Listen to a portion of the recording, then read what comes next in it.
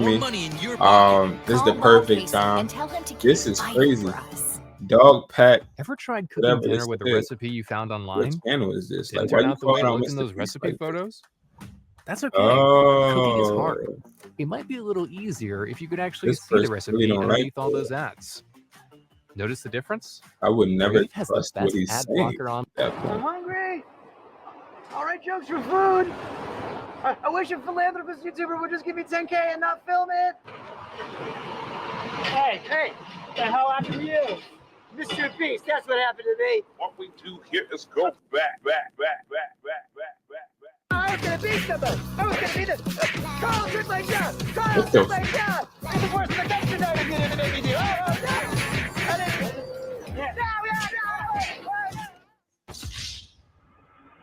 Big.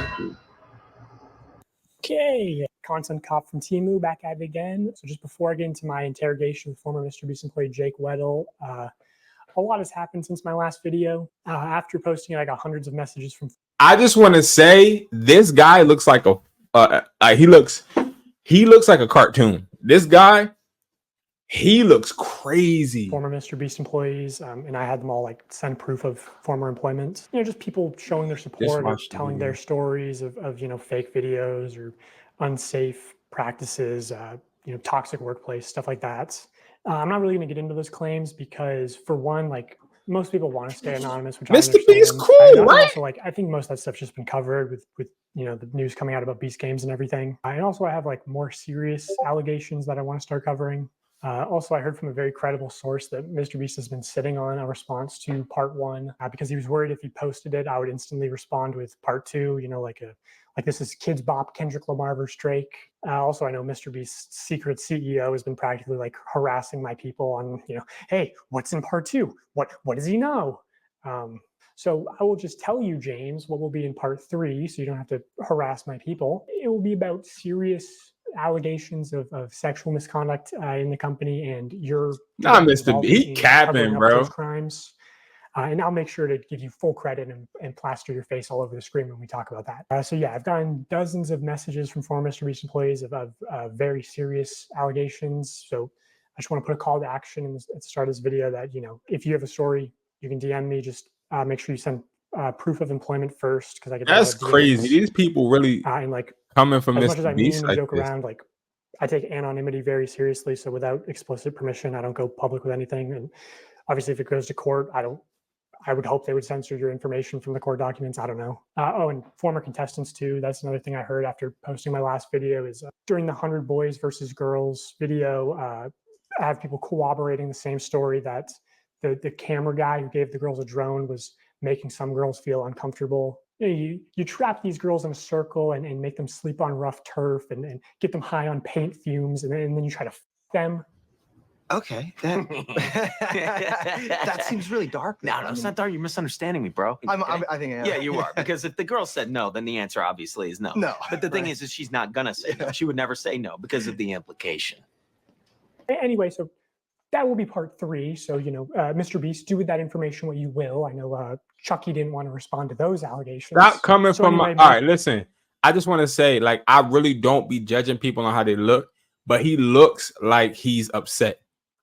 There's a lot of people that try to get revenge when they don't like how something went their way, and it just looks like that. That's just my assumption off the rip. I mean, we haven't gotten into anything, but he looks like just an angry guy, and when I see his videos, it just looks like he's hated. I chose to interview him because I thought he was perfect, because he was both on camera and behind the scenes in 2019 and 2020. And also, what people don't know is that he came back in 2021 to be the sole contestant of a Mr. Beast video, which never got uploaded because it went. Like, let's be honest. Like, who would do something like this? Like, let's be real. He looks like a nut. He's on the top of a pool table eating. Like, y'all look like y'all just weird and strange. And y'all do. And listen, somebody like me, that's all I'm going to say. We wouldn't be doing nothing like this. But like, people do weird things for money, and also people fall out for money, and he's just doing a whole bunch of talking. Now, like, can we get to the like, what's up? Badly. He also knows about another portable document format who was working at Mr. Beast while actually on the registry. and I'll get more into that story at the end of the video. So I got his DM, drove straight to New York overnight, did not sleep, just drank a bunch of caffeine. And I also only had one microphone in the interview, which he's wearing. So it's mostly just him talking. Also, like, final thing, people said my last video started slow. This video also starts slow. It builds up over time. But We I'll see. do the retention thing and say, the ending will blow your mind. It's crazy. Yeah. Okay. Jake Weddle, everybody. I'm Jake Weddle. Most people who, if you know me from MrBeast, I'm a deep cut. I'm in a few of the videos, sometimes maybe purposefully kept to the shadows a little bit. I'm in the cutting room floor a lot of the time. But I've been in some videos. I've worked on a lot of them. I was there from 2019 to 2020, 2021-ish when I came back and did some more. I was there when they were authentic, and then I saw the transition to what I feel like is a company. He's like a TV show now. It went from YouTuber guy with a camera to Amazon. The culture around there was very unspoken, but there was a vibe. There was half the people who, if you made Jimmy happy, you were on the good half. And these people got random bonuses and were usually moved up, had more screen time. And then there was people who, if you had a disagreement or butt heads with Jimmy or just you didn't like it, you were the other half. And I consistently was in the half that Jimmy didn't like me. That's fine. I don't like him either. It's okay. That feels so good to say. I don't like Jimmy. I hate you so much. He didn't want anyone So if he don't like him, why do we trust what he's saying? I don't get it. to get more popular or have more of a way out necessarily. Like, oh, I'm doing my Twitch thing on the side. Don't do that because you could get famous and leave and talk about me negatively. And I could tell that the yes men were, doing well. And I was, disgruntled for quite some time. So I've talked to reporters, right? Like publicly. And I've always had to choose my words very, very carefully because I don't want to say anything I don't stand behind, obviously. So I used to talk to people. I used to glaze Jimmy publicly for things I do genuinely think are true. But then it's like, well, how come you didn't talk about the working conditions? Well, I wanted a career. I didn't want to, speak ill of YouTube's golden boy and then I'm blacklisted forever. I tell people I was talking to you, they go, "Oh, what are you doing? You're going to kill your career." It's like, I have to, or I'll be sad. If this is the moment, we're going to talk about it. So as far as that, that's my covering up of why we didn't talk about XYZ sooner, but now you know. What would you say is the fakest video that you worked on while you were there? Fakest video that I worked on while I was there. This is the extent of the fakeness that I was involved to. This is admitting to my complicity. I was a writer there, and we were working on Half of the stuff on YouTube is fake. Like, I've already exposed the phone flipper that was fake, though. So, like, when people watch YouTube, I don't think people watch YouTube for realness. Like, I don't think you watch YouTube because you think that everything that you see is real. Like, when we talking about the income space, obviously people assume things are real until they realize that people are lying, saying they follow best practices that don't even, that's not even followed by the person in the video. But who watches a MrBeast video and believes everything is real? I mean, you got to be a child to obviously believe that, because eventually as you grow, you run out of genuine ideas. So you got to start spicing it up, right? Like, am I tripping? video crushing my friend's car with a rock or meteor. So it was a rock or meteor in the title of it. I can't remember, but he wanted to do a prank where, unbeknownst to the person, he takes a rock, crushes their car, and they're supposed to think a rock came out of space. We're gonna take a meteor and we're gonna put it on Weddle's car. We're gonna take another meteor and put it on Marcus's car. Both of them have no idea that we're doing this. Weddle and Marcus are probably shocked. They had no idea. And so that was the one and only time I had to, my car? What? And on the fly, I saw him, because Marcus was in that video. So Marcus is calling his mom. Marcus genuinely had no idea. He genuinely had no idea. But so Marcus is calling his mom, and his mom's freaking out. And I'm like, oh no, they're going to call my mom next. So I had to text my mom, who had to beg to get the title very quickly. Now I'm texting my mom, I go, "Mom, I'm about to call you about the meteor thing. You have no idea? Be surprised." And then I hit send, and then they go, "Call your mom now." And I call my mom and I tell her, and oh, she should have got the Oscar. Oh my God, on the fly. She goes, "What? I'm on vacation." Mom, my car has been destroyed. Wait, what? A meteor hit it. Jacob, I'm on vacation. Do you understand? Wells Fargo has provided $5.6 million to help launch financial. Yeah, I did that video, and they're supposed to give me $10K to put a down payment on a new car, and they wanted me to get like a big flashy new car. $10K was supposed to be a down payment. And I can't afford a big flashy new car because I work at MrBeast. So I couldn't get anything I couldn't afford the taxes on. I couldn't get anything I couldn't afford the insurance on. So I do my part of the video, and I get a mom van that I could afford. And Jimmy was like, "Why didn't you get a cooler car?" I was like, I can't afford that, bro. Come on, what are you talking about? You know, if I was working on a TV show in the 90s, on a show that was a quarter as successful, I could retire today. But now I make dog shit pay, making gajillionaires more money. And I just walked into That's the your writer's fault. room. Yo. And that's one of the reasons why I left, was because I just walked in there and asked for not necessarily a gajillion dollars, but maybe a salary that was more proportional to the work I was doing, given how much revenue that work was doing. And then, you know, I talked about that, and I talked about the Writers Guild and how this is what Writers Guild industry standard is for the streaming internet content with ads. I thought that was the closest thing to YouTube. And I didn't even bring up residuals because, oh my God, if I got residuals for every video I worked on, boy, hell yeah, I could retire. But yeah, the other thing I talked about was this is another the common case of why you got to watch who you work with. Because see, here's the thing. Because I've had employees like this, right? Where you work with me or for me for a certain amount of money, a certain amount of money. And you know for a fact that you're getting paid this certain amount of money.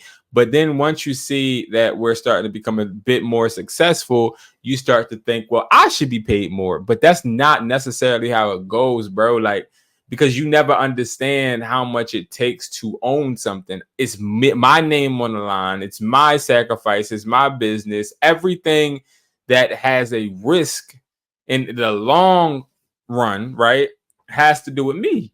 So if I am trying to grow my business, I'm not going to automatically just pay you out more. You know what I mean? It's not going to be like that. So I don't agree with this. So, older comic, black guy, he had a kid.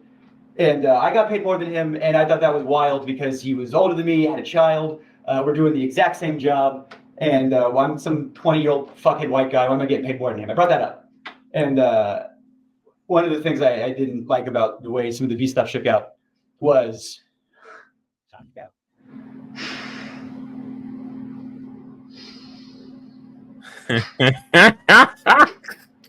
I feel really guilty about the way this shook out.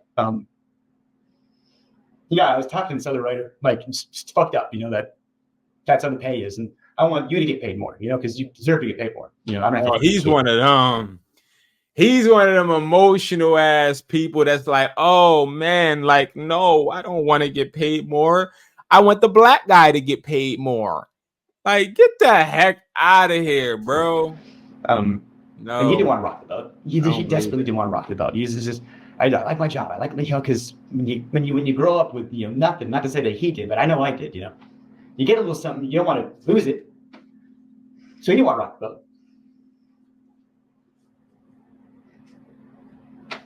But he said, "Hey man, if that's how you feel, if that's I trust you." He stood with me. He went in that meeting with me, and I said my piece, and he backed me up. And I said, "I need XYZ or I'm out of here." And they said, "Bet," and they gave me a severance check the next day, and they gave him a severance check the next day. And if I knew he was going to lose his job too, I wouldn't have done it.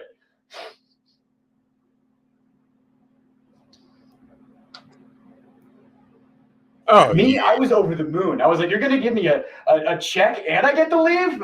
I don't get to deal with the how many Orbeez can I fit up my asshole every day? And I get to go home, and you're going to pay me to leave. I was over the moon.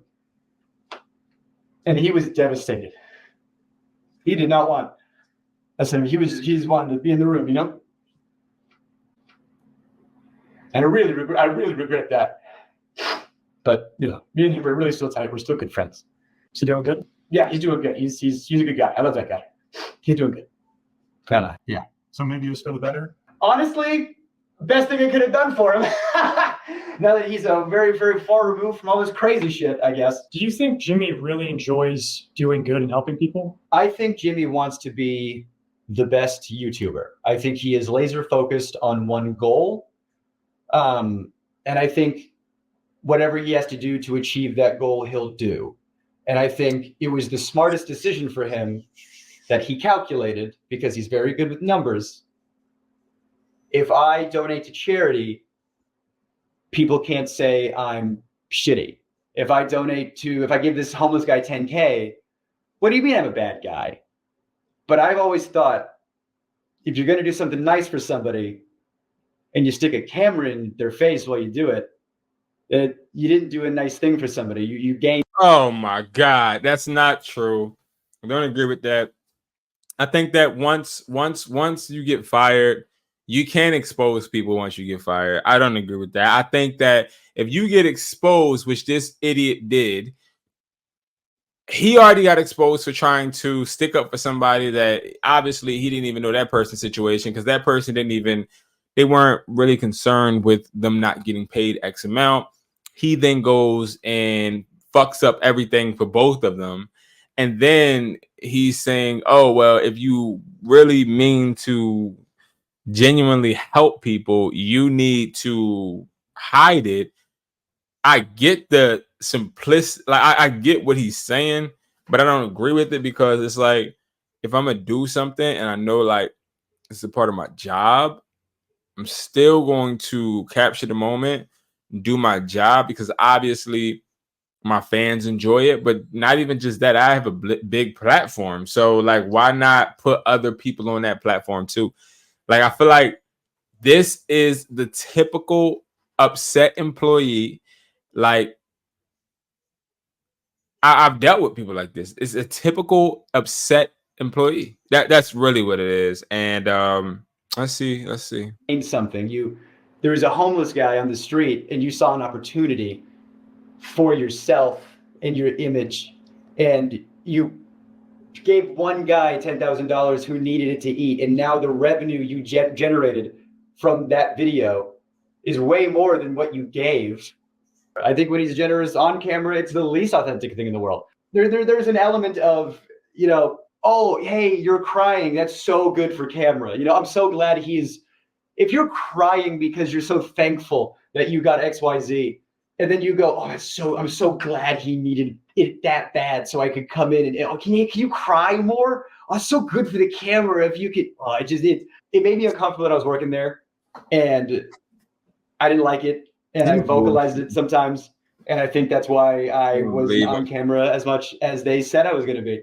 I was told at one point that I was going to be like fourth banana. It was going to be Jimmy, Chris, Chandler, me, and then that never happened. I remember talking about that. Like, hey, I thought my contract said XYZ. And then I got the severance checks. So, whatever, how that regard.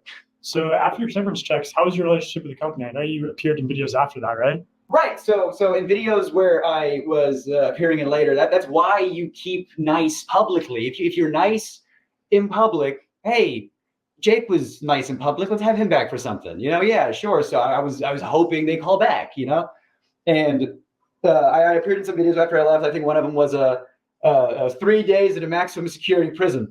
If I did do mini challenges in that, I got paid. I was clocked in with a rate, and I would get paid and compensated for those. But there was one video I was in, I got paid a lot for, but it didn't come out. It didn't come out because it didn't go well. There was a video that came out probably like a year ago, something like that. It got a lot of hot water when it came out. It was the surviving like $10,000 every day you survive in solitary, or surviving solitary for whatever. It was one of those solitary confinement videos that got a lot of media attention because everybody saw the premise and thought, what? You shouldn't do that. And people don't know that was the second attempt. The first attempt was on me. This is your brain when you're struggling to focus. And this is your brain. If you want to act like an animal and you do anything for money, this is the way it gets. I don't get it. I don't believe this guy. I was already planning on moving to New York, and I had worked at a couple of YouTube companies after Beast, and I had a little bit of change in my pocket. The most change I had in my pocket ever. Small potatoes, compared to Beast bullshit. But I thought I had enough to move to New York or whatever. And I get a call from somebody over there, and they go, "Hey, they want you for a video." I was like, "Oh, amazing, great, cool, thank God." What's the video? And they tell me the pitch. And they try to make the pitch sound like it's going to be like a walk in the park. The pitch is 100 days in solitary confinement. But don't worry, like you only have to last like 30. We have like a video. They're pitching it like at first it's going to be like a luxury vacation. You're going to have like a hot tub and an ice cream machine. And like part of the video is going to be you deciding like, what items am I going to get rid of, today? And they had like the choice. They were like, it's only going to be bad for the last like 5 days tops when you have like nothing left. You're the first, it's going to be like a breeze for most of it. And by the end of it, after 30 days, you're going to get $300,000 because it's $10,000 a day. And I don't know, man. I grew up poor in North Carolina. I said, excuse me, I'll dance for you if you put that kind of money in my face. Sure. Exactly. So like, you're going to be locked in this room, and we got to How you upset all the now? time. We're going to have cameras on you all the time, and you're perfect for this because you never shut the fuck up. On paper, I was like, okay, I can do this, and I was. They always cut me out of the videos. They always, and I was, editors had told me that it's because you have too much of a personality. And so with this video, I thought, this is perfect. It's a video they can't cut me out of. I'm the guy. And so I thought, well, if I have to do this, if I have to do solitary confinement in order to do the things I want to do, then I will do that. He is a clout chaser. He already says it.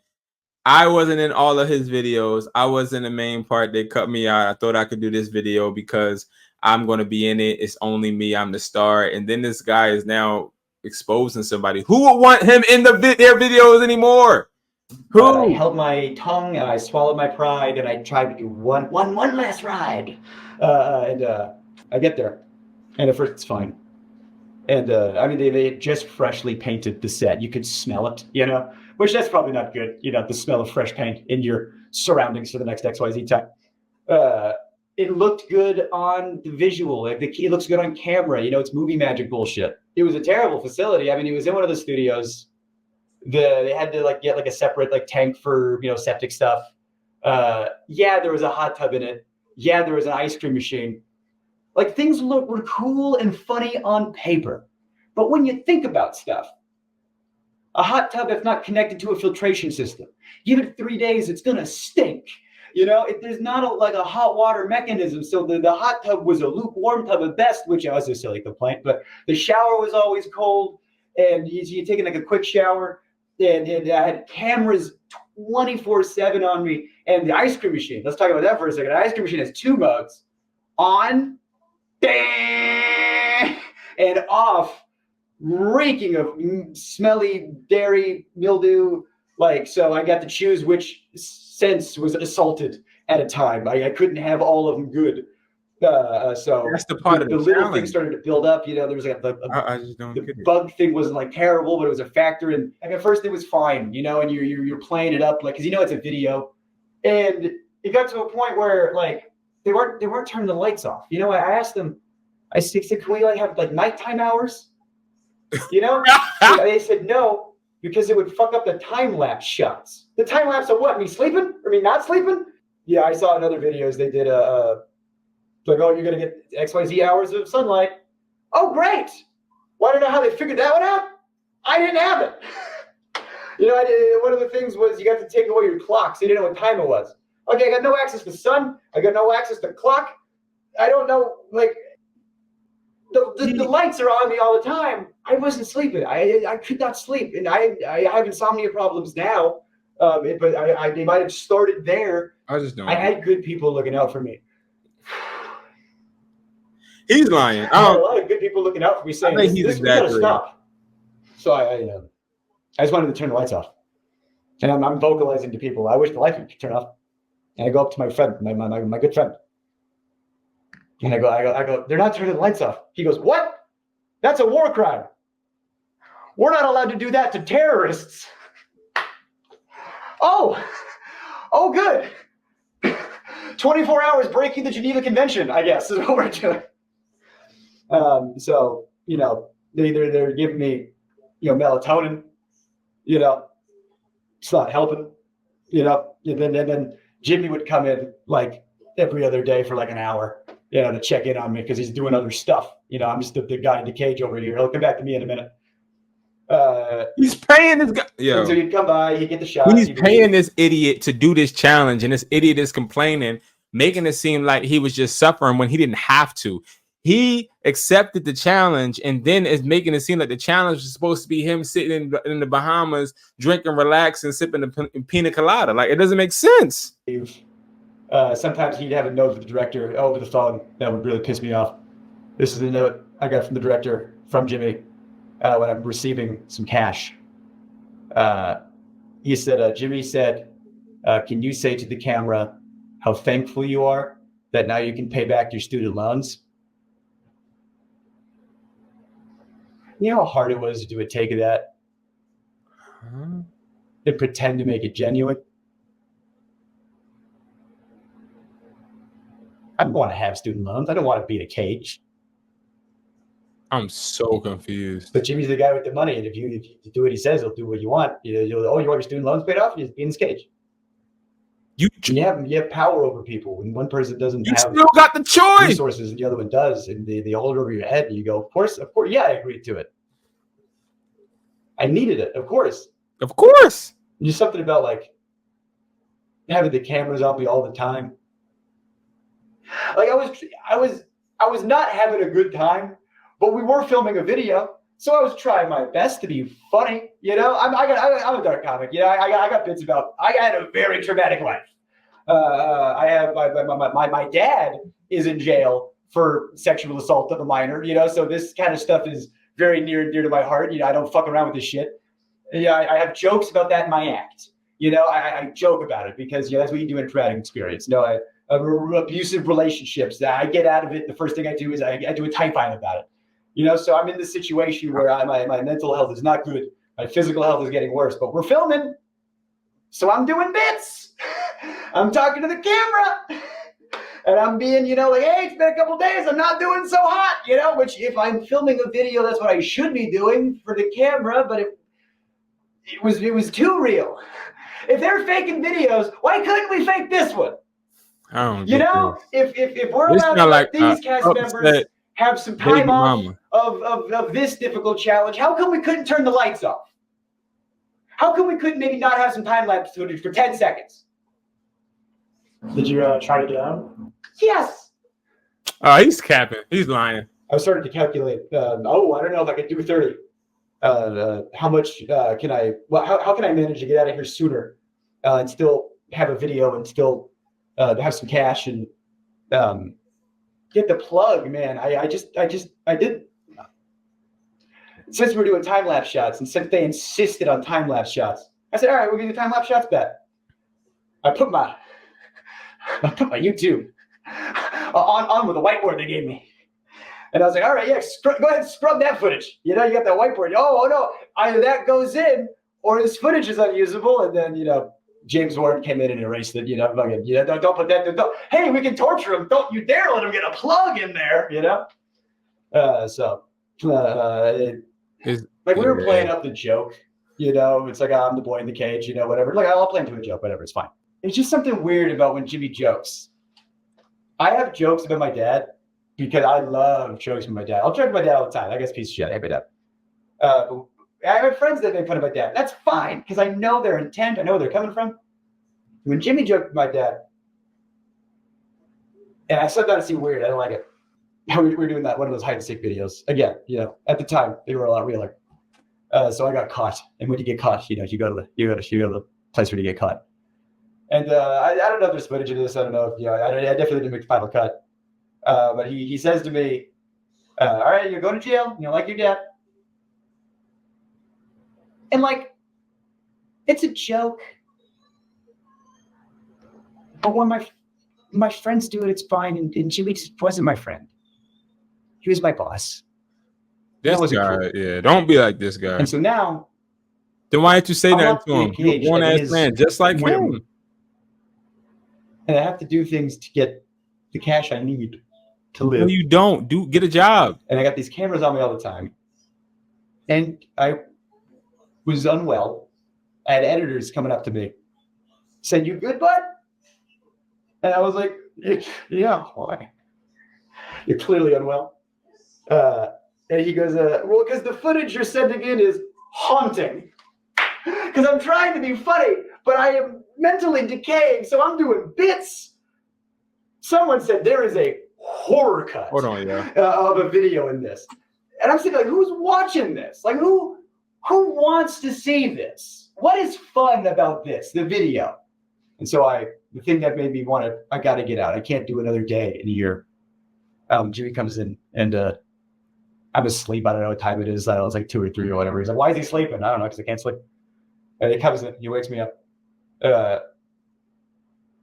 And he goes, ask me why I have 2 briefcases. And I'm like, why do you have 2 briefcases? And he goes, oh, because this one's for today, and this one's for the challenge. And I go, what's the challenge today? He goes, you're gonna run a marathon. You're gonna do 22.6K, whatever it is. And you're gonna do it on that treadmill over there.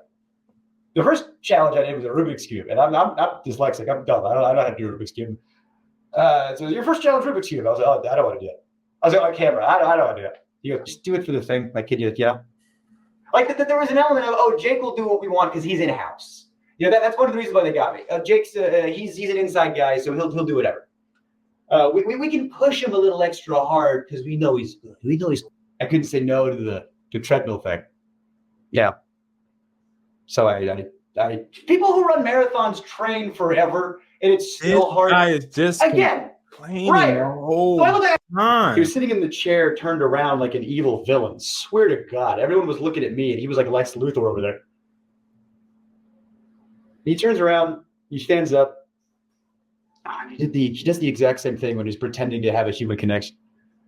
When you're watching a video and he's like, "Oh, stop! You're gonna make me cry," and he like touches his eye or whatever as if he's crying.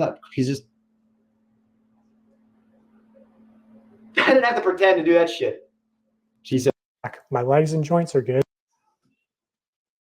What the this guy is a scammer. He is bullshit. I'm telling you. I don't agree with this guy. Like, I don't think Mr. Beast did everything right, but I don't agree with like just coming on the camera and acting as if you had no choice when you literally had one. That's how you get that out there.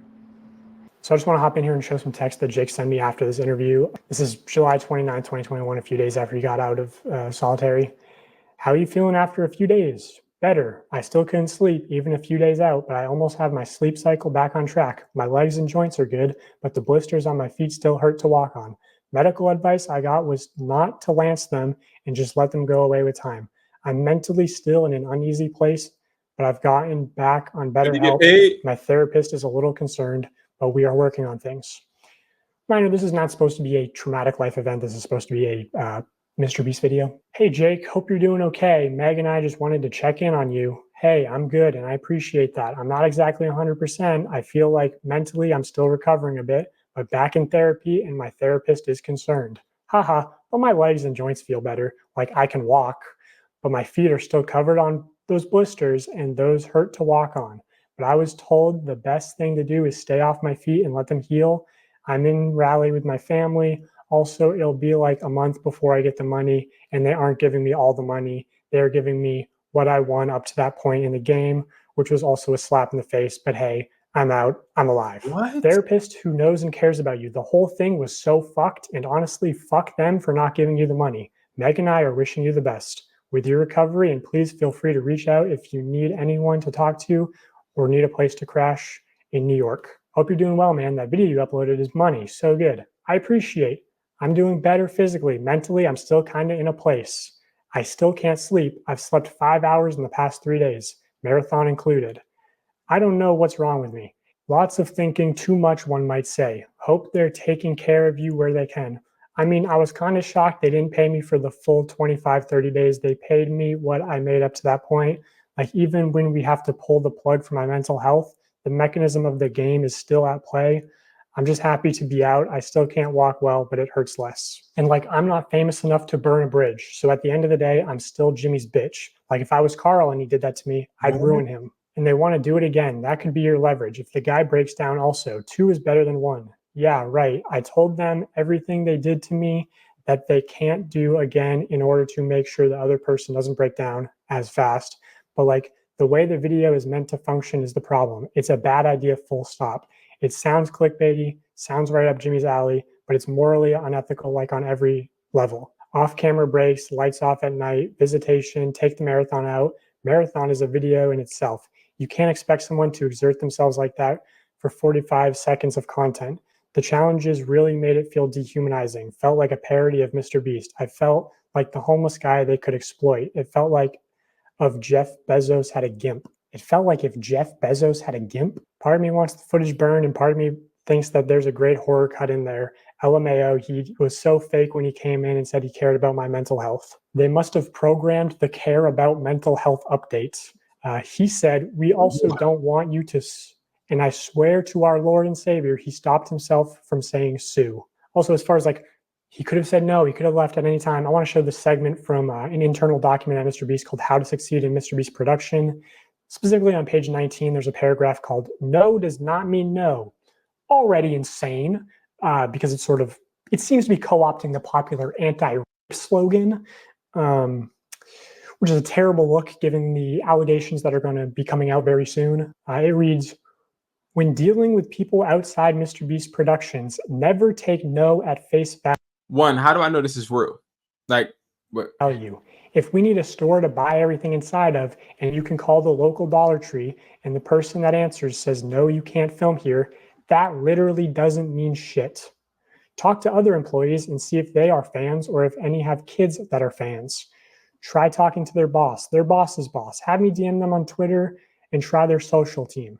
If all avenues are exhausted and you are left with a no, that doesn't mean don't try the other Dollar Trees, because the manager of those could be huge fans and willing to bend the rules. Basically, what I'm trying to convey is what we call pushing through no. Don't stop because one person told you no. Stop when all conceivable options are exhausted. This is one of many tools that, when combined, dramatically improve your probability of success when producing here. So yeah, this idea of like, what's wrong with that? Now, I'm not saying that that's the right thing, but I'm saying, like, where does that coincide with this guy? I'm confused. Pushing through no's is a big component to working at MrBeast. And the way that it manifests itself a lot of the time is like, a director might tell a producer, hey, we need a director might tell this idea of like pushing through no's is a big component to working at MrBeast.